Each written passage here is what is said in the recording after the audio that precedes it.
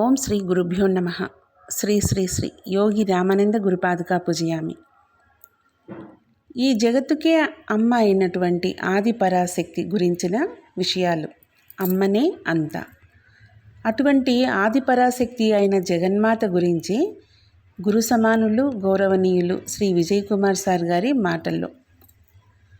పరావిద్య పరబ్రహ్మము, అదే పరమసత్యం, అదే పరమాత్మ. ఈ పరమసత్యం యొక్క ఒక భాగం. ఈ జన్మలో భౌతిక రూపంలో ఉన్న అమ్మ మన జన్మకు కారణమైన పరమసత్యం. ఇంకొక భాగం భౌతికంగా ఉన్న నాన్న. వీరిరువురు జగన్మాత జగత్పితలు. వీరే మన గత జన్మల్లోని 84 లక్షల జీవరాశుల్లో కూడా జగన్మాత జగత్పితలు. వీరే భవిష్యత్తు 84 లక్షల జీవరాశుల జన్మల్లో ఒకవేళ ఉంటే అప్పుడు కూడా జగన్మాత జగత్పితలు వీరే. కాబట్టి వీరిరువురిని కనీసము ఈ జన్మలో అన్న గుర్తించడమే ఆత్మవిద్య, అదే మహావిద్య. పరమ సత్యాన్ని చెప్పేదే శ్రీవిద్య. మన అన్ని కోరికలు తీర్చే కామసేవిత అయిన కామవిద్య ఇదే ఆది విద్య. ఈ ఆది విద్య కాతో ప్రారంభమైతే కాది విద్య, హాతో ప్రారంభమైతే హాది విద్య, సాతో ప్రారంభమైతే సాది విద్య. 16 అచ్చులతో ఉన్నదే శ్రీ షోడశాక్షర విద్య. అచ్చులు హల్లులతో 50 అక్షర విద్య మహావిద్య. ఇదే అసలైన పరావిద్య. అమ్మనే అంతా, అమ్మే గురువు, అమ్మనే నాన్నని చూపిస్తుంది. ఆదిపరాశక్తి అందరికీ అమ్మ, జగత్తుకే మాత, జగన్మాత. పరబ్రహ్మ శివ నాన్న, అందరికీ నాన్న, జగత్తుకే నాన్న, జగత్పిత. అందుకే శివశక్తులు జగత్పిత జగన్మాతలు. వారి ప్రతిరూపమే మన ప్రస్తుత గడిచిన రాబోయే 84 లక్షల జీవరాశుల్లో ఏ ఉపాధి అయినా కూడా ఆ జన్మల్లో ఒకవేళ ఉంటే మన అమ్మ నాన్నలు. పరబ్రహ్మను చూపే అమ్మే ఆది గురువు. అమ్మకి మనము రాచమర్యాదలు చూపక్కర్లేదు, స్తోత్రాలు చేయక్కర్లేదు, మంత్రాలు జపించక్కర్లేదు. అమ్మ చూపే అపార ప్రేమని గుర్తించి ఆ ప్రేమని మనం అమ్మ పట్ల ప్రతిబింబిస్తే చాలు. అమ్మకి మనమే కాకుండా ఇంకా మనలాంటి పిల్లలు ఎందరో ఉన్నారు కనుక వారిని కూడా మనలా చూసుకుంటే చాలు. అమ్మ కావాలి అంటే చిన్నపిల్లవాడు అమ్మ కోసము అన్నీ వదిలి ఏడ్చినట్లు మనం కూడా అంతరంగంలో అమ్మ కోసము ఏడవాలి. అమ్మ ఉపాసన అంటే అమ్మ దగ్గర ఉండటానికి, అమ్మ ప్రేమామృత వర్షంలో నిరంతరం తడిసి ముద్ద అవడానికి ఇష్టపడాలి. అమ్మ దగ్గర ఉండడంలో ప్రచారం ఉండదు, ఎవ్వరి ప్రలోభము ఉండదు, కేవలం మన ఆత్మతృప్తి మాత్రమే ఉంటుంది. అమ్మ గురించి వాస్తవ జ్ఞానమే ఆత్మజ్ఞానం. అన్ని వేళలా అమ్మని దర్శించడమే ఆత్మదర్శనం. అన్ని వేళలా అమ్మని గుర్తుంచుకోవడమే ఆత్మస్పృహ. అమ్మే ఆత్మ, అమ్మని మరవడమే మాయ.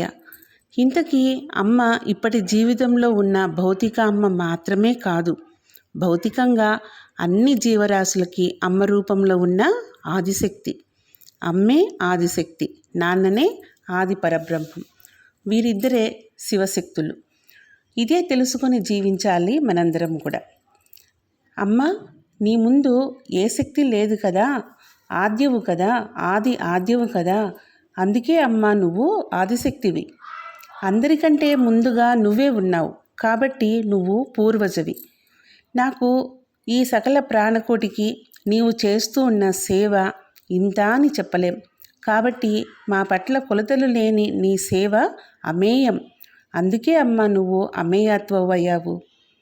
అమ్మ, నీవే పరమ సత్యము కాబట్టి నువ్వు పరమవి.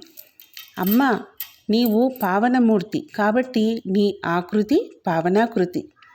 అమ్మా, నీ అద్వైత రూపము శివశక్తుల ఐక్య రూపం కాబట్టి నీవే చిశ్శక్తివి. కదలకుండా ఉండే వాటిని అమ్మా నీవు కదిలిస్తావు కాబట్టి అమ్మా నువ్వు చేతన రూపవు. కదలని జడ పదార్థంలో కూడా అమ్మా నీవు శక్తి రూపంలో ఉన్నావు కాబట్టే జడశక్తివి. ఆ జడంలో నిద్రారూపంలో ఉన్న చైతన్యం వలన నీవు జడాత్మికవు అయ్యావు. అమ్మా, నీవు అనేక కోట్ల బ్రహ్మాండాలను కంటి చూపుతో సృష్టి చేశావు కాబట్టి నీవు అనేక కోటి బ్రహ్మాండ జననివి. అమ్మా, నీ రూపము అమిత తేజోమయం, కాంతివంతం కాబట్టి నీది దివ్య విగ్రహం. అమ్మా, నీ ప్రేమ ఇంత అని కొలవలేం, అందుకే అది అప్రమేయము. ఏ వెలుగు నిన్ను చూపలేదు, ఎందుకంటే అది సూర్యుని అగ్గిపుల్ల కాంతితో చూపడం లాంటిది. అందుకే అమ్మా నీవు స్వప్రకాశమయ్యావు. అమ్మతత్వము మన మనస్సుకి అందదు, దాన్ని మన వాక్కు ద్వారా వర్ణించలేం. అందుకే అమ్మ మనోవాచామ గోచర. అమ్మ ఆదిశక్తి కాబట్టి అమిత పరాక్రమవంతురాలు. తన సంతానాన్ని దుష్ట శక్తుల నుండి రక్షిస్తుంది కాబట్టి అమ్మ రక్షాకరి. నీ గురించి ఎంతగా చెప్పినా అది తక్కువే అమ్మా. మన వెన్నెముక సుమేరు శృంగం, ఇది అమృత సముద్రం అంటే సుధాసాగరం మధ్యలో ఉంది. మన శిరస్సులో అమృత సముద్రం ఉంది. అందుకే సహస్రారాంబుజారూఢ సుధాసారాభివర్షిణి అని అమ్మ సహస్రనామంలో ఉంది. ఆ సుమేరు శృంగరంలో ఉన్నటువంటి శ్రీమన్నగరము, దానికి నాయిక అమ్మనే. ఈ నగరంలో 25 ప్రాకారాలున్నాయి. అందులోని 8వ ప్రాకారంలో కదంబవనం ఉంది. ఇక్కడ శ్యామలాదేవి ఉంది. 16వ ప్రాకారంలో వారాహీదేవి ఉంది. 25 ప్రాకారాలు దాటితే మహాపద్మాటవి వనం ఉంది. ఈ వనం మధ్యలో చింతామణి ఇల్లు ఉంది. అందులో ఆ చింతామణి ఇల్లులో శ్రీచక్రం ఉందన్నమాట. ఆ శ్రీచక్రపు 9వ ఆవరణలో పంచబ్రహ్మాసనం ఉంది. ఆ ఆసనంపై శివకామేశ్వర అంగం పైన అమ్మ కూర్చుని ఉంది. ఈ శివకామేశ్వర కామేశ్వరీలు మన అమ్మా నాన్నలు. ఇది శివశక్తైక్య రూపము. శ్రీచక్రంలోని 9వ ఆవరణలో ఉన్న బిందువు ఇదే. ఇదంతా సహస్రనామంలోనే ఉంది.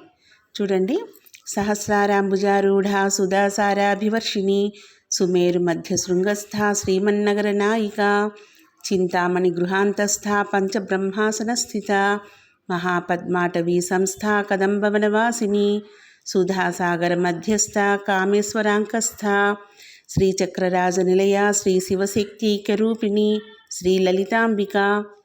ఇప్పుడు అర్థమైంది కదా అమ్మా నాన్న ఐక్యరూపంలో మనలో ఎక్కడ ఉన్నారో. అమ్మది విశ్వరూపం, ఎందుకంటే అమ్మ సర్వవ్యాప్తి, సర్వభూతాత్మ. అమ్మ ఆనందరూపిణి, శివునితో ఉండే శివాని. అమ్మ ఆనందరూపిణి కనుకనే శ్రీచక్రంలో 9వ ఆవరణలో సర్వానందమయ చక్రంలో శివశక్తైక్య రూపంగా ఉంటుంది. త్రిపురాలలో అంటే 3 పురాల్లో అమ్మని మించిన సౌందర్య రాశి ఉండబోదు కూడా. అమ్మ సౌందర్యము అందుకే తరగనిది, ఎల్లప్పుడూ ఒకేలాగా ఉండి సౌందర్యం అమ్మది. అందుకే అమ్మ మహాత్రిపుర సుందరి అయింది. తెలుసుకోతగింది, తెలుసుకునేది, తెలియబడేది అన్నీ అమ్మనే. ఎందుకంటే అమ్మది జ్ఞాన జ్ఞేత జ్ఞేయ స్వరూపం కాబట్టి. లోకరక్షణిగా అమ్మ మంగళ సర్వమంగళ రూపంలో లోక సంహారిణిగా అమ్మ కాళిక భద్రకాళిగా ఉంటుంది. వంట చేసేప్పుడు, అన్నం పెట్టేప్పుడు అమ్మ రూపం ఒకలాగా, నిద్రపుచ్చేటప్పుడు అమ్మ రూపం ఒకలాగా ఎలా ఉంటుందో అలా అమ్మ ఒకప్పుడు సర్వమంగళలాగా, ఇంకో అప్పుడు భద్రకాళిలాగా ఉంటుంది. ఎలా ఉన్నా అమ్మ అమ్మనే కదా, భయం ఎందుకు? అమ్మతో ప్రేమగా ఉంటూ అమ్మ ప్రేమని ఆస్వాదిద్దాం. అమ్మ మనలో ఒక తేజోపింజు రూపంలో ఉంది. అది శతకోటి సూర్యుల తేజస్సుతో, శతకోటి శీతల చంద్ర వెన్నెలలతో ఉంది. ఆ తేజోబింబంలో శ్రీచక్రం ఉంది. అందులోనే అమ్మ శివశక్తైక్య రూపంగా ఉంది. ఇది తెలుసుకొని మన అంతరంగంలో అమ్మతో ఉండడమే అమ్మ ఉపాసన. కానీ మనము శ్రీచక్ర యంత్రం ద్వారానే, శ్రీచక్ర మేరు ద్వారానో లేదా అమ్మని భౌతిక రూపంలోనో ఆరాధిస్తాం. కానీ అసలైన ఆరాధన అమ్మని మన అంతరంగంలో ఆరాధించడమే. ఎందుకంటే అమ్మ అంతర్ముఖ సమారాధ్య కాబట్టి. అమ్మ నివాసము శ్రీచక్రంలోని 9వ ఆవరణ. అమ్మ శ్రీచక్రంలోని అన్ని ఆవరణలలో తిరుగుతూ ఉంటుంది. శ్రీచక్రము రాగి రేకుపై కానీ కాగితం పైన కానీ ముద్రించి వాడుకుంటూ ఉంటాం. ఇలా కాకుండా మేరు ప్రస్థారంగా కూడా శ్రీచక్రంని ఆలయాలలో చూస్తాం. త్రిపురాంతకంలో కొండ మీద అమ్మవారి గుడి ఉంది. ఇక్కడ మేరు ప్రస్థారము, శ్రీచక్రం ఉంది. అయితే ఈ రెండు కాకుండా మన శరీరంలో శ్రీచక్రాన్ని అనుసంధానించుకొని అమ్మను మన శరీరంలోనే చూసుకోవచ్చు. ఈ శ్లోకం చూడండి. వైంధవం బ్రహ్మరంధ్రం చ మస్తకం చ త్రికోణకం లలాటేష్ఠారకం పత్రం భ్రువోర్मध्ये దశారకం బహిర్దశారం కంఠే తు మన్వస్రం హృదయం భవేత్ నాభౌ చ వసుపత్రం చ కట్యాం షోడశపత్రకం వృత్తత్రయం చ ఊరూఖ్యం పదభ్యాం భూపురత్రయం అని. దీని అర్థం ఇలా ఉంది. బహిర్ముఖ సుదుర్లభ కాబట్టి అంతే కదా. శ్రీచక్రంలోని 9వ ఆవరణ అయిన బిందువు, సహస్రారంలోని బ్రహ్మరంధ్రం, శ్రీచక్రంలోని 8వ ఆవరణ అయిన త్రిభుజము మన తల, శ్రీచక్రంలోని 7వ ఆవరణ అయిన అష్టకోణము మన లలాటం అంటే నుదురు స్థానం, శ్రీచక్రంలో ఉన్న 6వ ఆవరణ అంతర్దాసారం, మన 2 కనుబొమ్మల మధ్య ఉన్న భ్రూమధ్యం, శ్రీచక్రంలోని 5వ ఆవరణ అయిన బహిర్దసారం మన కంఠస్థానం, శ్రీచక్రంలోని 4వ ఆవరణ అయిన చతుర్దశ కోణము మన హృదయస్థానం, శ్రీచక్రంలోని 3వ ఆవరణ అయిన అష్టదళ పద్మం మన నాభి అంటే బొడ్డు, శ్రీచక్రంలోని 2వ ఆవరణ అయిన షోడశదళ పద్మం మన కటి ప్రదేశం అంటే నడుము, మన తొడలు శ్రీచక్రంలోని 3 వృత్తములు, మన పాదాలు శ్రీచక్రంలోని ప్రథమ ఆవరణ అయిన భూపురం. ఇలా భావన చేసుకొని అమ్మని అంతరంగంలో ఆరాధన చేయవచ్చు. ఇదే అంతర్యాగం. శ్రీచక్రంలోని 9 ఆవరణాలను మన శరీరంలోని సప్త చక్రములతో అనుసంధానం చేసి మన లోపల ఈ రెండింటి సమన్వయంతో చక్కగా అంతర్యాగం చేసుకోవచ్చు. శ్రీచక్రంలోని ప్రథమ ఆవరణ మన పాదాలు, శ్రీచక్రంలోని 2వ ఆవరణ మన మూలాధార చక్రము, శ్రీచక్రంలోని 3వ ఆవరణ మన మణిపూరక చక్రము, శ్రీచక్రంలోని 4వ ఆవరణ మన అనాహత చక్రము, శ్రీచక్రంలోని 5వ ఆవరణ మన విశుద్ధ చక్రము, శ్రీచక్రంలోని 6వ ఆవరణ మన ఆజ్ఞా చక్రము, శ్రీచక్రంలోని 7వ ఆవరణ మన నుదురు, శ్రీచక్రంలోని 8వ ఆవరణ మన శిరస్సు, శ్రీచక్రంలోని 9వ ఆవరణ మన సహస్రార చక్రం. ఇలా భావన చేసుకొని అమ్మని అంతరంగంలో ఆరాధించవచ్చు. ఇదే అంతర్యాగం. అంతర్ముఖంగా అమ్మవారిని ఆరాధించడం అన్నమాట. ఇప్పటికీ ఇంతటితో సరిపెట్టుకొని అమ్మ గురించిన విషయాలతో మళ్ళీ కలుసుకుందాం. ఓం శ్రీ మాత్రే నమః. ఓం శ్రీ గురుభ్యో నమః.